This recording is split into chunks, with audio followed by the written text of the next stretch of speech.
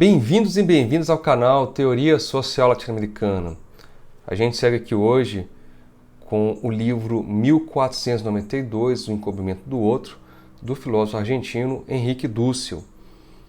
A gente vai fazer agora a terceira conferência da conquista à colonização do mundo da vida. Então a gente vai chegar na terceira e na quarta figuras desse processo de encobrimento.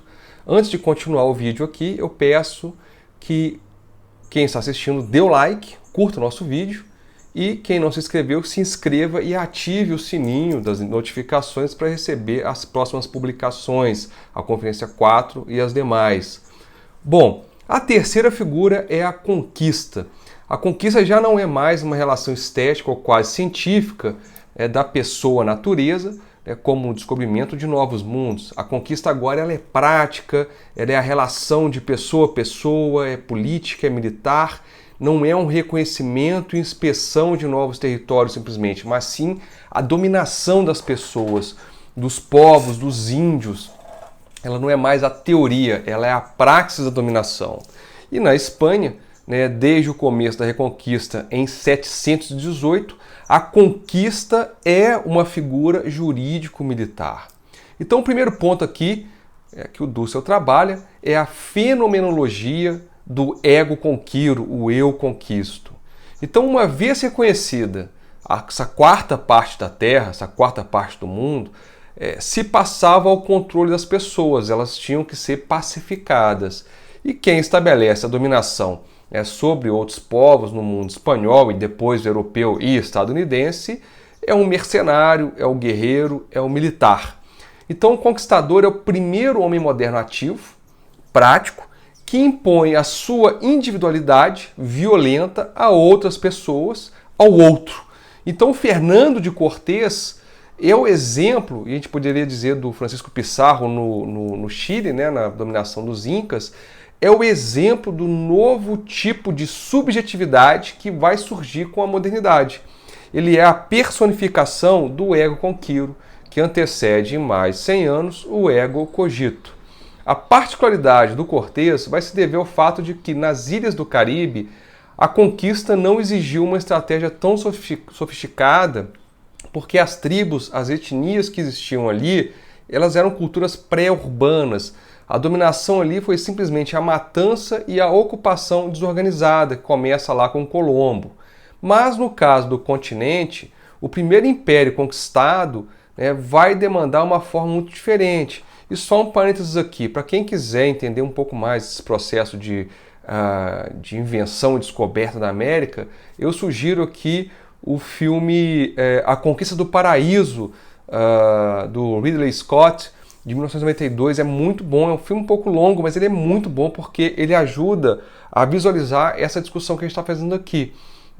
O Fernando de Cortés, ele era um pobre fidalgo, Fidalgo quer dizer filho de alguém, então tem uma origem um tanto nobre. Ele nasceu em Medellín em 1485 e, como lembra o Dussel, mesmo ano de nascimento do Martim Lutero na Alemanha. Ele foi para Salamanca estudar aos 14 anos, mas ele ficou pouco tempo estudando ali, ficou cansado de estudar e sem dinheiro, e em vez de ir para Nápoles, ele acabou indo para as Índias em 1504, um ano depois do Bartolomé de las Casas ter chegado e no mesmo momento que chegavam os primeiros escravos à ilha de Hispaniola, Santo Domingo. Ele ficou 5 anos ali em Santo Domingo como encomendeiro, explorando os índios. Ele participou com o Diego Velázquez da conquista de Cuba. Ele foi nomeado capitão para levar a cabo a conquista das terras de Yucatán, que foram descobertas em 1517, e se dizia que ali existiam edifícios de pedra e que as gentes daquela terra se vestiam muito rica e lucidamente. Os caribes, essa população que vivia nessas ilhas que deu o nome de Caribe, eles andavam nus, eles não conheciam a técnica do tecido, mas essa não era a realidade das culturas urbanas continentais.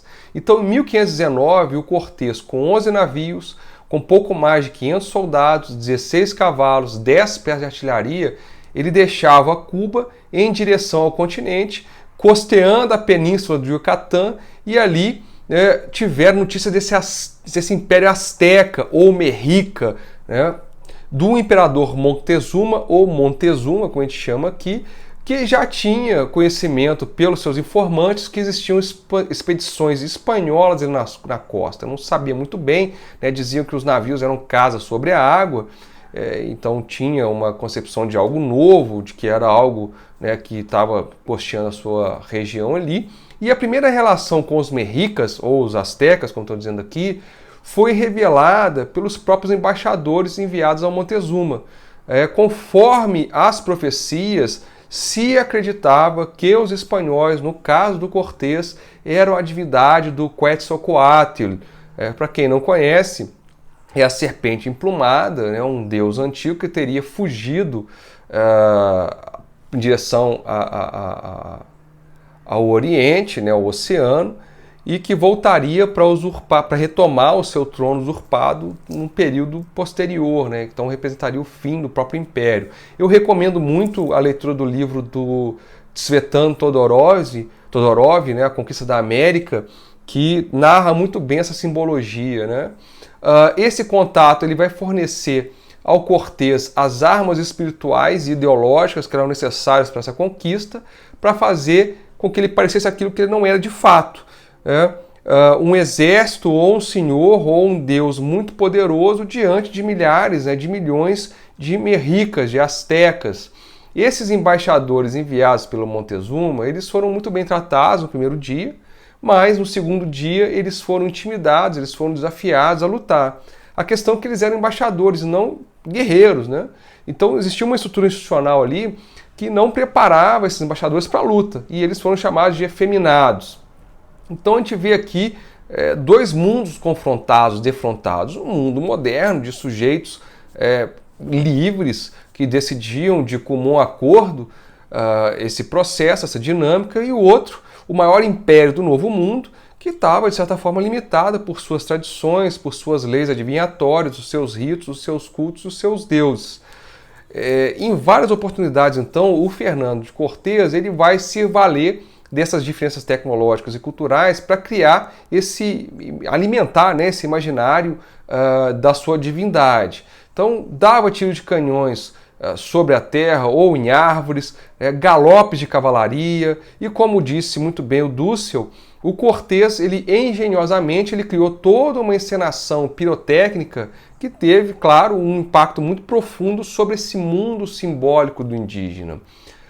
O mundo asteca, o mundo mexica, era um mundo muito simbólico. E essa prática, essa praxis moderna, deixava essa população muito desorientada.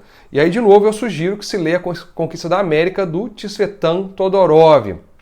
Os mexicas, eles tinham pessoal militar, eles tinham instrumentos de guerra, mas eles não eram usados para se defender de invasores e guerras marítimas. Por quê? Porque eles nunca pensaram em se defender, né, de povos estrangeiros. Eles viam o mar como algo inavegável. Então, pela primeira vez, era estabelecida uma relação com o outro, né, o fora, que dentro da concepção da filosofia da libertação do Dussel, né, a gente tem a leitura do seguinte, que existe o diferente, que é interior à totalidade, e o distinto, que é externo a essa totalidade, que é parte do método analético, que eu vou tentar explicar aqui no outro vídeo sobre a obra do Dussel em geral. Mas enfim, o estrangeiro absoluto, né, que vinha do Oriente infinito, do oceano, que não era navegável para os astecas, para os mexicas. A conquista, então, vai indicar a relação entre dois impérios, o espanhol e o asteca, e foi uma relação de violência, uma relação militar, de conquistador-conquistado, de uma tecnologia militar desenvolvida e uma tecnologia militar subdesenvolvida entre o mundo prático mercantilista e o mundo simbólico e religioso. Essa experiência moderna foi a superioridade quase divina do eu europeu sobre o outro primitivo, rústico e inferior. E é um eu violento que cobiça, que deseja riqueza, poder e glória. Os 7 séculos de batalhas, de reconquista, foram a experiência prática para a atitude do Cortés para com os astecas. O uso das armas de fogo, os canhões de pólvora, os cães treinados para matar, os cavalos, né, que eram tidos como deuses desconhecidos, porque era um animal que não existia aqui na América, e a própria encomenda, né, vão ser características de uma relação de exploração da força de trabalho indígena que é parte desse processo, desse aprendizado de reconquista. A encomenda era algo que já acontecia, né, lá na Península Ibérica, em que se deixava parte daqueles infiéis sob a responsabilidade de um cristão para que eles fossem evangelizados em troca de um trabalho. E aqui isso vai ser levado a um grau muito exaustivo, né? Esse processo, que é posto em marcha pelo Cortés, permite o eufemismo do encontro de civilizações que na verdade o que a gente tem aqui que é o fim de um mundo, né? Ou seja, era a destruição das estruturas essenciais de um império. E quando Montezuma ele vai enviando uma série de presentes, né, na forma de ouro, pedras preciosas e algumas regiões até enviavam mulheres, isso não ocorreu por medo do imperador, mas pela própria tradição, pelo próprio código de conduta que não permitia que se olhasse direto, né, o rosto do imperador, ou seja, estava evitando que o Fernando de Cortés chegasse até lá, porque não era necessário, não era um costume deles. A chegada do Cortés a Teotihuacan, né, ou o que a gente conhece hoje como a Cidade do México, foi um ato de violência simbólica, né, muito profundo para os astecas.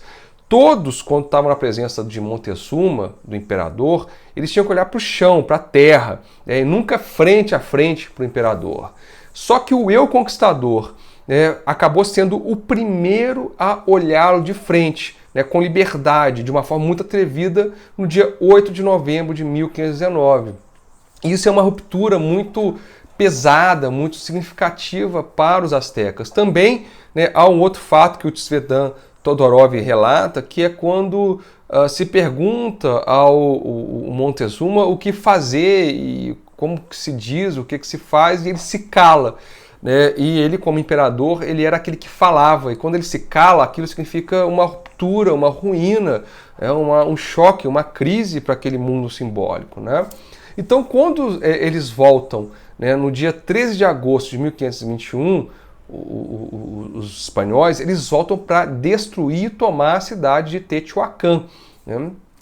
Então, dos primeiros aliados do Cortés em Sempola, né, não sobrou ninguém, porque uma peste aniquilou a cidade. Eu não sei se era zapotecas, qual que era a etnia deles, mas eles se aliaram ao Fernando de Cortés, acreditando que eles seriam libertados da subjugação dos astecas. E o resultado foi que eles aliaram, né, aos conquistadores contra Montezuma e foram aniquilados por uma doença, né? E nada é comparável à matança que o Pedro Alvarado realizou por pura traição contra a nobreza guerreira asteca. O Cortés tinha saído para lutar contra o Pánfilo Narváez e o Alvarado ele acabou fazendo um festejo, né? Ele convidou esses guerreiros para uma celebração sem armas, num pátio, né, que ficava ali entre os templos. Eles fecharam todas as saídas e os espanhóis entraram armados no pátio e realizaram ali as maiores atrocidades e covardias possíveis. A narrativa, né, o relato do que foi feito eu não vou nem fazer aqui porque é algo muito cruel, né?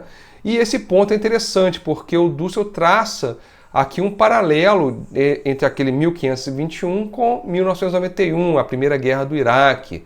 O Cortés perdeu algo próximo a 100 castelhanos, daqueles 500 que ele levou, enquanto os astecas perderam 100 mil, né? O relato se faz contemporâneo porque nessa Primeira Guerra do Golfo de 1991 se noticia a guerra de apenas 100 marines dos Estados Unidos, e mais de 100 mil soldados iraquianos morreram. Isso sem contabilizar um número semelhante de civis. A gente pode chegar a um número muito parecido na Segunda Guerra contra o Iraque. Ou seja, acho que o número de marines mortos deve ter girado aí. Então a violência moderna ela guarda as mesmas proporções do Holocausto colonial. E é interessante, né, também o fato que dos povos que apoiaram, né, o Cortés, praticamente nenhum sobreviveu para experimentar a liberdade em relação à tributação asteca. Os Sempoala, os Cholula, todos eles morreram por doenças europeias. O segundo ponto aqui, né, e a quarta figura que ele trata aqui, é a colonização, né, que desde 1492 começa a se constituir. A colônia de origem romana eram as terras e as culturas dominadas por esse império, que falavam latim, ou pelo menos as suas elites falavam latim, e que pagavam tributos. Então era uma figura econômico-política. Na América Latina, né, que foi a primeira colônia da Europa moderna, como eu mencionei em outro vídeo, né, na aula passada, Portugal usava o sistema de feitorias, né, e não exatamente de assentamentos jurídicos, militares ou econômico-político. A Espanha funda um novo tipo de assentamento, de colônia, né, que é diferente de Portugal. Essa noção ela já passava pela cabeça do Colombo, e o seu próprio nome já indicava essa tendência colonizadora. Cristóvão, né, ou como ele assinava, né, o Christum Ferens, o portador de Cristo. E ele assinava seu nome dessa forma e o seu sobrenome foi Colom, né, que quer dizer repovoador. Então a colonização foi o primeiro processo europeu de modernização, de civilizar, de subsumir dessa alienação de si mesmo desse outro, né? Então não é simplesmente uma praxis militar e guerreira, né, como fizeram o Cortés e o Pizarro contra os Incas, mas uma praxis erótica, pedagógica, cultural, política, econômica. Quer dizer, com tudo isso, né, do domínio dos corpos por um machismo sexual, da cultura, do tipo de trabalho, das instituições, da nova burocracia política e outros elementos que vão se formando a partir daí. E é sobre essa colonização que vai se constituir a América Latina posterior. Uma raça mestiça, uma cultura sincrética, híbrida, um Estado colonial, uma economia capitalista, dependente e periférica desde o início. Antes de chegarem, né, ao México, em Tabasco e Yucatán, os caciques maias ofereceram então luxuosos presentes ao Cortés, como eu mencionei agora há pouco. Ouro, joias, pedras preciosas, enfim. E entre eles, né, eles mandaram 20 mulheres, e entre elas uma mulher muito excepcional, né, que foi chamada pelos espanhóis de Marina, e que era chamada pelos maias de Malinche, né, que era um símbolo da mulher americana, índia, culta, conhecedora da língua maia e asteca, e que depois vai ter um filho, né, com o seu senhor, que era o Cortés, né? O conquistador acaba tendo aí um ego violento e guerreiro, né, nascente também, que possuía um ego fálico, um ego viril. E essa violência erótica, ela foi parte, né, dessa colonização do mundo da vida indígena. O conquistador, então, ele vai fazer o quê? Ele vai matar o homem, né, o varão índio, violentamente, né, ou então vai o reduzir à servidão. E, por outro lado, ele vai se deitar, né, com a mulher índia. Cabe aqui o parênteses. Aqui, mesmo que o ego conquiro desenvolva esse ego fálico, né, esse machismo, essa virilidade usurpadora, ou outro nome que queira se dar, para não cair naquele essencialismo, no virtuosismo do oprimido, é bom de lembrar que foram os astecas e os maias que presentearam os espanhóis com as mulheres. Então, cuidado aí com o identitarismo, tá? Que sempre põe todas as virtudes no oprimido e qualquer outra coisa que está fora desse mundo não vale, né? Não serve.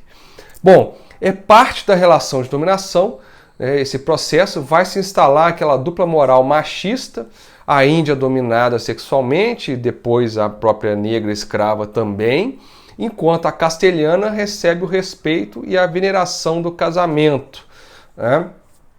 Dessa violência nasce o bastardo, o mestiço, como resultado da conquista sobre a Índia. E do sagrado vai nascer o futuro crioulo, branco, nascido na colônia das Índias Ocidentais. Mas agora, mesmo com toda essa negatividade, aqui eu vou lembrar do Darcy Ribeiro, eu vou ter lembrar também do Pedro Henrique Zurenha, né? Porque mesmo nessa violência e nesse holocausto, esse mestiço, esse signo distintivo da América Latina diante da América anglo-saxã, né, essa ninguémdade, esse mameluco, esse mulato, vai surgir o povo novo, essa utopia da América. Eles têm que lutar para ser alguém. A violência sexual também é realizada como um domínio, né, do corpo masculino sobre, né, o índio. Ele vai ser explorado até o limite como força de trabalho, e os relatos na mina de Potosí eles são chocantes, né? Os suicídios, eram muito recorrentes, a família do indígena que ia trabalhar na mina entrava de luto assim que ele era convocado. Tem relato muito duro, muito triste, mas enfim, eu não vou entrar nessa questão.